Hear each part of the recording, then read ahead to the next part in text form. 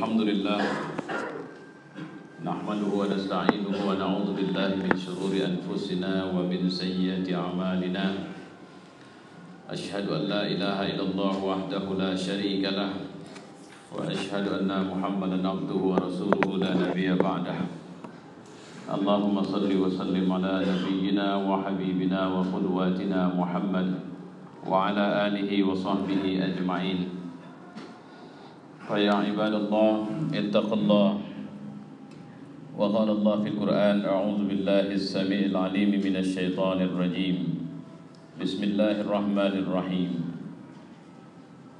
اعلموا أنما الحياة الدنيا لعب ولهو وزينة وتفاخر بينكم وتكاثر في الأموال والأولاد كمثل غيث أعجب الكفار نباته ثم يهيج فتراه مصفرا ثم يكون حطاما وفي الآخرة عذاب شديد ومغفرة من الله ورضوان وما الحياة الدنيا إلا متاع الغرور صدق الله وصدق رسوله وبعد. Jamaah Jumat yang mulia, kita bersyukur kepada Allah Subhanahu wa taala. Allah memberi taufik hidayah, inayah kepada kita sehingga kita bisa melaksanakan ibadah saum Ramadan, dan hari ini kita bisa melaksanakan insyaallah ibadah salat Jumat. Kita sudah berada di Jumat terakhir Ramadan tahun ini, dan tidak akan ada lagi Jumat setelah ini untuk Ramadan tahun ini. Kalaupun Allah akan memberikan Ramadan tahun depan, belum ada kepastian kita akan menikmati Ramadan tahun depan. Maka sebenarnya sisa Ramadan yang ada pada tahun ini seharusnya menjadi sisa terbaik. Dan itu kita tunjukkan dengan penguatan ketaatan kita kepada Allah Subhanahu wa taala.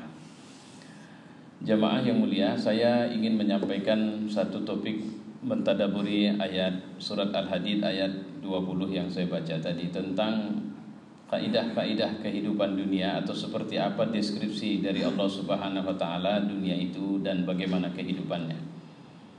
Allah menceritakan dunia dengan semua kehidupannya itu dalam sekian karakter. Yang pertama, la'ibun. Dia itu adalah permainan. Lahun. Lahun ini sering kita artikan dengan senda gurau.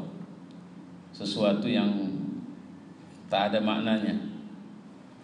Sesuatu yang dikerjakan tak menambah, ditinggalkan juga tak mengurangi. Wazinah, dunia ini juga perhiasan. Watafakhur, tafakhur ini bangga-banggaan. Bainakum, jadi kalau sudah tafakhur itu artinya tak ada yang mau ngalah.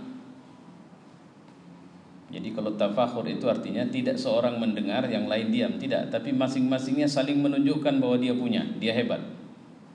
Dan kalau kita perhatikan gaya orang cerita selalu begitu itu. Aku sudah mendapatkan, aku juga, anakku begini, oh anakku begini. Nah, itu dimaksud tafakhur itu. Takasur, takasur ini lomba-lombaan. Lomba-lomba apa? Fil amwal wal aulad. Lomba-lombaan pada harta dan anak. Harta pada jumlahnya, anak pada jumlah, tapi sekarang mungkin tidak jumlah, tapi pada prestasi, posisi, kesuksesan. Alhamdulillah anakku sudah kuliah di sana, sudah berhasil di sini, sudah tugas di sini. Nah, itu bahasanya takasur. Allah menceritakan bagaimana contoh ini seperti takjubnya orang-orang kafir terhadap satu tanaman, yang kemudian tanaman itu tumbuh tapi kemudian binasa. Jadi karakter kesenangan dunia ini memang karakter yang dia tumbuh tapi habis. Kalau saya sering mengatakan, ibarat kita dulu anak-anak, mungkin ada waktu kita, kalau di kampung itu saya dulu suka main jualan-jualanan. Di situ ada yang jualan, ada yang jadi supir. Saya jual beras. Beras yang saya jual itu ya pasir lah. Ada yang jual sayur-sayuran, daun-daun apa saja diambilnya, dijualnya. Alat tukar yang kami buat adalah dedaunan-dedaunan yang sedikit lebar. Tapi kalau udah hujan datang atau orang tua manggil, maka main-main pun bahasa kampung itu enceng. Kalau bahasa kita sekarang game over, selesai, tak bisa diteruskan. Terus berasnya gimana? Ya namanya juga pasir, udah bubarin aja. Daunnya pun buang tempat sampah, duit alat tukarnya buang tempat sampah. Kayak gitulah hidup ini. Ecek-eceknya punya rumah lah banyak, bukan cuma satu. Ecek-eceknya punya rumah lah, punya mobil lah, punya duit lah, banyak kali duitnya. Begitu game over kata Allah, meninggal, mati, mal balik, selesailah, tak bisa dibawa itu, tinggallah di dunia. Duit yang awak kira duit tadi rupanya memang hanya alat tukar main-mainan di dunia. Mobil, harta semuanya itu juga awak kira, kira-kira begitu. Awak kira awak punya, rupanya kalau pakai bahasa lebih halus lagi, pinjam pakai sajanya itu. Maka adalah kebodohan kalau ada orang yang ketika dia dipinjamkan mainan, sombongnya datang. Gitu. Wabil akhirati, dan di akhirat itu kata Allah, azabun syadidun.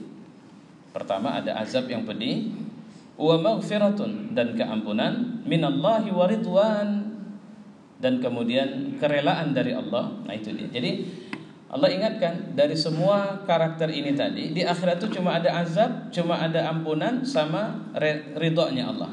Artinya begini, apapun yang kita lalui, apapun yang kita buat, itu akan berakibat yang kemungkinannya pada 3 tempat itu. Kita diazab, na'udzubillah min zalik, karena kekufuran yang tak termaafkan lagi, sehingga berakibat masuk neraka, bukan sekedar masuk neraka tapi jadi bahan bakar neraka, dan itu tidak akan pernah ke surga, tak pernah sekalipun. Penyesalan yang tak berakhir lagi.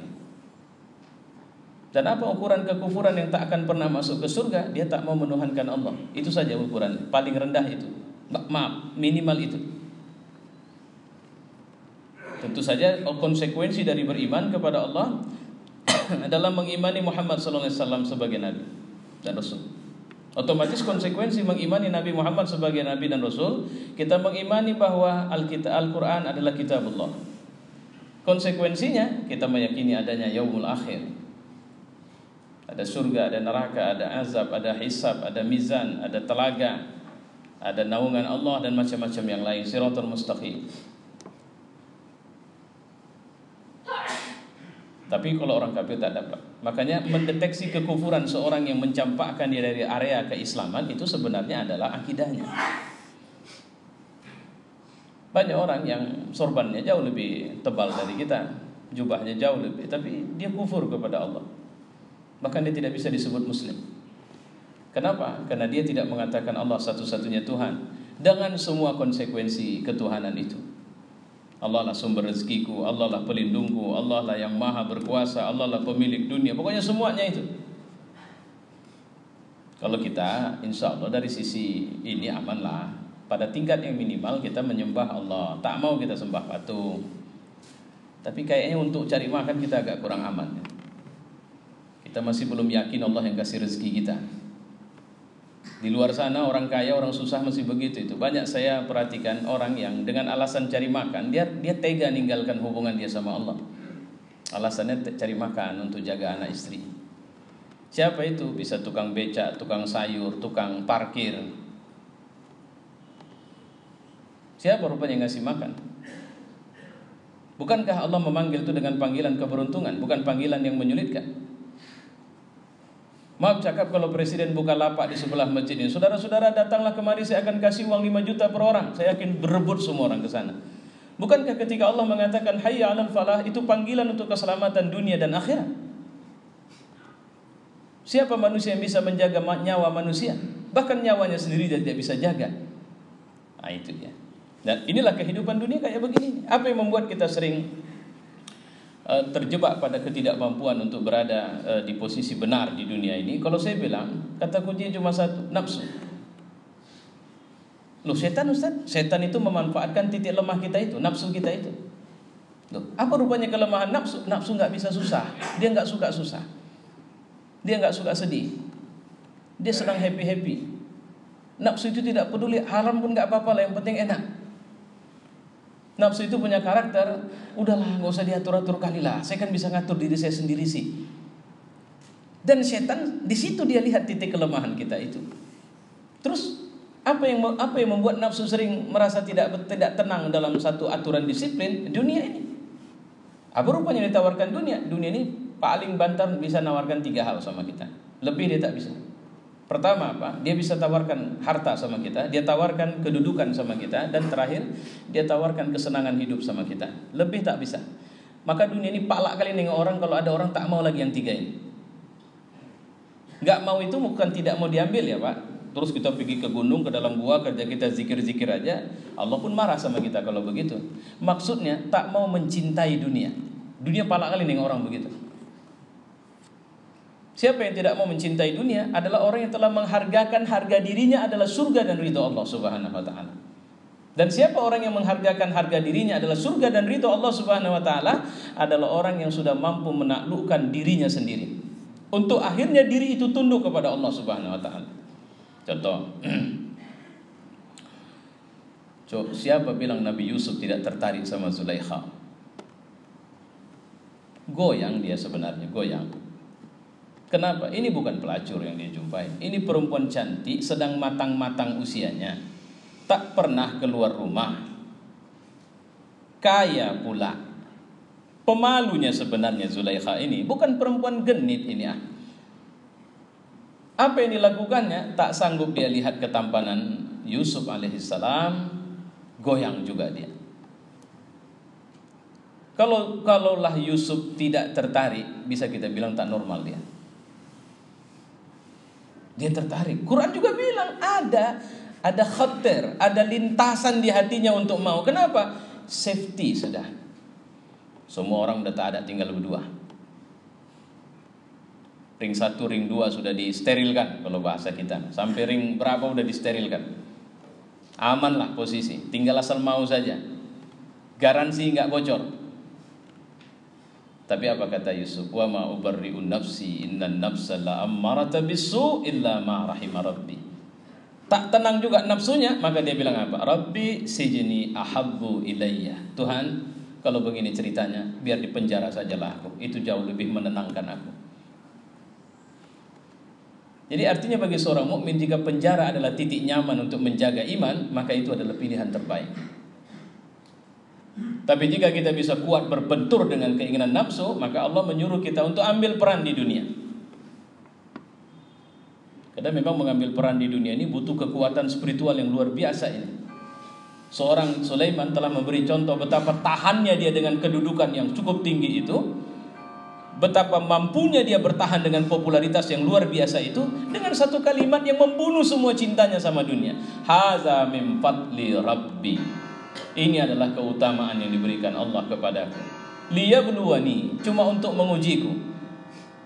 Apakah aku beriman atau aku bersyukur atau aku kufur terhadap nikmatnya. Selesai. Tak berdaya nafsu itu lagi untuk berteriak. Pertanyaannya, apakah Sulaiman meninggalkan semua kemewahan hidup? Tidak.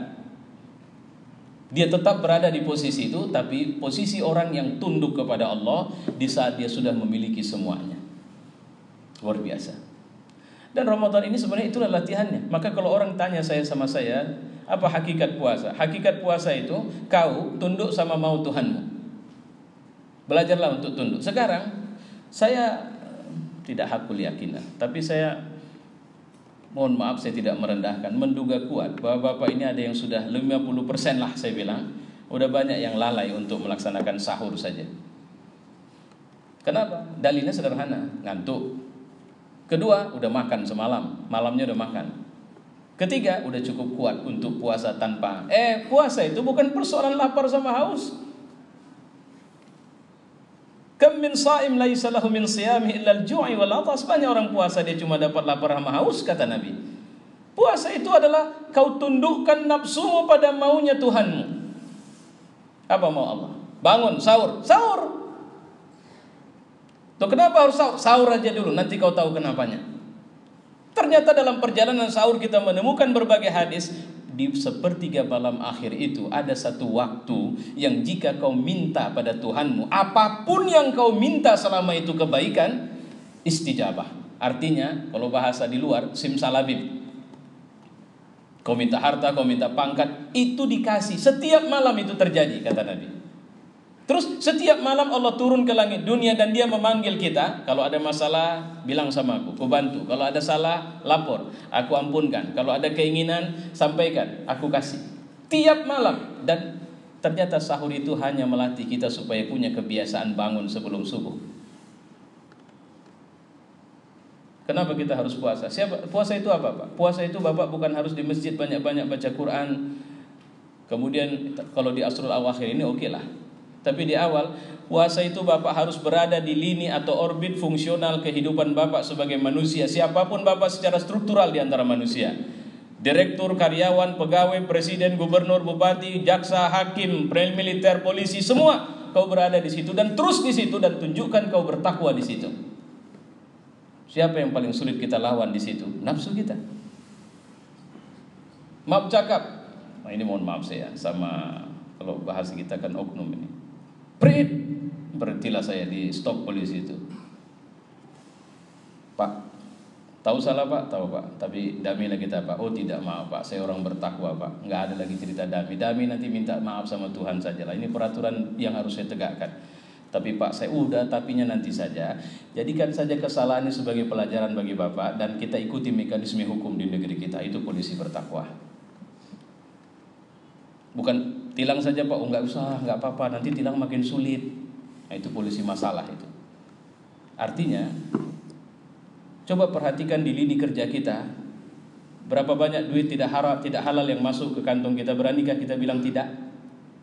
Kelas takwa itu kelihatan di situ. Kalau tidak sanggup jangan takut. Ustaz saya berat, nggak mungkin rasanya. Oh tidak, Allah sudah sediakan keampunan. Karena orang bertakwa itu tidak dibilang seperti malaikat tidak pernah bersalah. Sehingga orang bertakwa adalah orang yang idza fa'alu fahishatan aw zalamu anfusahum dzakarullaha fastaghfaru lidzunubihim. Mereka ingat Allah dan mereka minta ampun atas dosa mereka. Berat kali Tuhan untuk mengambil yang halal darimu. Karena setan menyodorkan yang haram dan aku kadang lalai, nafsuku menginginkannya. Padahal kalaupun ku ambil hanya memenuhi kantongku dan tidak berguna. Berapa banyak kita punya harta yang itu hanya memenuhi simpanan ke rekening kita. Tapi kalau ditanya, kenapa banyak kali? Untuk apa? Jaga-jaga, jaga-jaga. Astaghfiru lidzunubihim. Nah, di ujung Ramadan ini itulah yang harus kita perbanyak, Pak. Kalau saya bilang kita sedang mengalami prosesi besar menuju reborn, kelahiran kembali. Anak baru lahir itu dia menangis menjerit. Kalau nanti selesai Ramadan, kalimat takbir hari raya itu coba perhatikan. Allahu Akbar, Allahu Akbar. Itu artinya apa? Tidak ada secuil pun kebesaranmu. La ilaha illallah. Itu artinya apa? Kau tidak boleh menempatkan dirimu merasa hebat dan lebih karena ada Tuhan bagimu. Allahu Akbar walillahil hamd. Siapa yang layak terpuji? Allah. Kau tidak layak. Kau hanya hamba yang harus terus memberikan pujian kepadanya. Dan jika Allah memberi karunia kepadamu, maka katakan Alhamdulillah. Kalimat yang kita ucapkan di saat Idul Fitri adalah kalimat totalitas penyerahan, pengakuan kita bahwa yang mengatur semesta raya itulah sebenarnya yang harus aku fokus untuk tunduk kepadanya. Dan selebihnya, betapa sulitnya kita untuk bisa menjadi hamba yang benar. Tapi Allah masih membuka ruang insyaallah di beberapa waktu sisa terakhir Ramadan ini. Fa'tabiru ya ulil absar.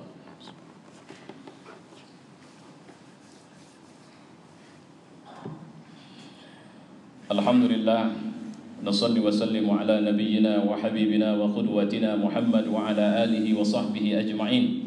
Faya ibadallah ittaqullah wa qala Allah fil Qur'an a'udzu billahi as-sami'il 'alim minasy syaithanir rajim. Bismillahirrahmanirrahim. Sabiqu ila maghfiratin min rabbikum wa jannatin 'arduha ka'ardis sama'i wal ard u'iddat lil ladzina amanu billahi wa rasulihi. Dzalika fadlullahi yu'tihi man yasha' wallahu dzul fadlil 'azim. Allah bilang bergegaslah kepada keampunan. Karena ini titik, ini ruang, ini celah yang bisa kita masuk untuk kita tetap pede untuk meraih surga Allah. Karena kalau bicara dengan kriteria takwa yang saya sampaikan di khutbah pertama tadi, mungkin kita jadi ciut, rasanya berat Ustaz. Karena terus terang, saya masih bercampur rezeki saya. Kalau kita mau jujur-jujur saja, dari rumah kita yang gugugan besar, berapa persen yang menurut kita sendiri itu halalan thayyibah? Berapa persen yang syubhat? Berapa persen yang haram yang kita simpan di rumah kita? Kenapa masih kita tahan? Karena nafsu kita masih mau. Kalau begitu, kuatkan minta ampun kepada Allah, supaya Allah membantu kita keluar dari kesulitan untuk bisa berpisah dengan kesenangan nafsu dunia kita. Wa'lamu anna Allah qala fil Qur'an inna Allaha wa malaikatahu yusholluna 'alan nabi ya ayyuhalladzina amanu shallu 'alaihi wa sallimu taslima. Allahumma shalli wa sallim 'ala Muhammad wa 'ala ali Muhammad kama shallaita 'ala Ibrahim wa 'ala ali Ibrahim wa barik 'ala Muhammad wa 'ala ali Muhammad kama barakta 'ala Ibrahim wa 'ala ali Ibrahim fil 'alamin innaka Hamidum Majid. Allahumma ighfir lil mu'minina wal mu'minat والمسلمين والمسلمات الأحياء منهم والأموات ربنا آتنا في الدنيا حسنة وفي الآخرة حسنة وقنا عذاب النار.